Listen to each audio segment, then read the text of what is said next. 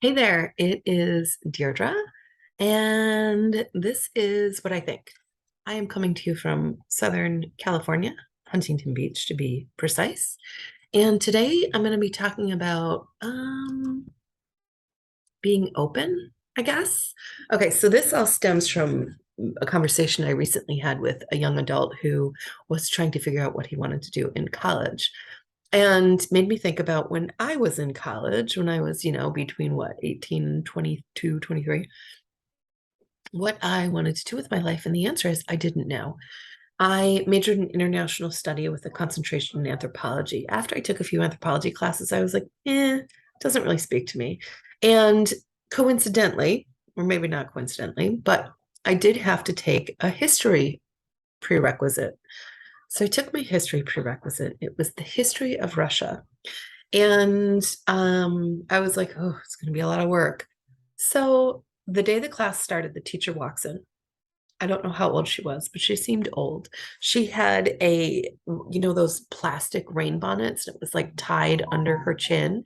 And she had her purse on her forearm and her like trench coat, raincoat on. She comes in, she takes her rain bonnet off, she takes her coat off, she lays it across the chair, she puts her purse on the desk.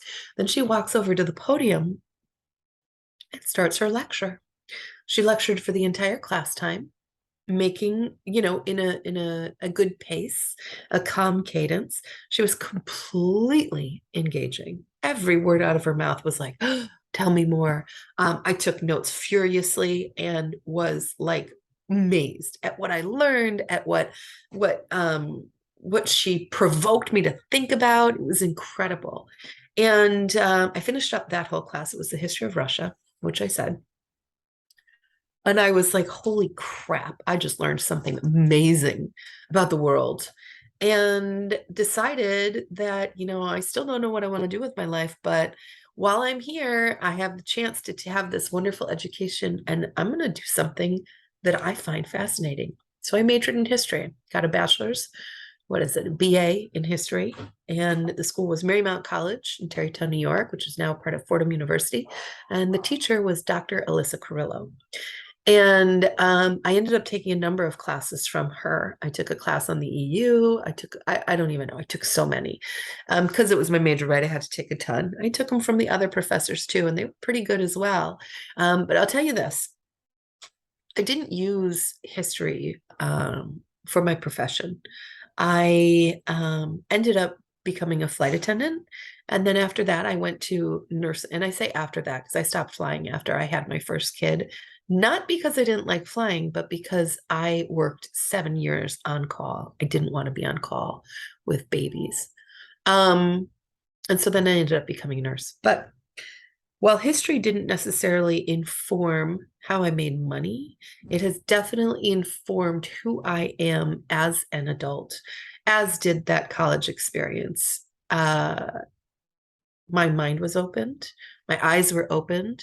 And although at that time, which was 1990 something, 93 or 4 probably, that I took that class, during that time, we hadn't started to introduce other aspects of history, which means not just the white man's story, but also the story of women and people of color and people from all over the world, the history that actually comes from a multifaceted perspective, not just one linear privileged perspective. And so I imagine it would have been even more rich and fascinating if those components were involved. I'm laughing because my friend's dog is staring at me through the door. um, but I will tell you that I'm glad I did it. I'm glad I did it. I learned a lot. I chose based on what I liked, and it was worthwhile information. So the message here is when you have to choose between something, two things, or you don't know what you want to choose what you like. Choose what's interesting and what you like. Never know where it will take you. Anyway, that is what I think. And how did you choose your college major? That's a good question. All right. Take care.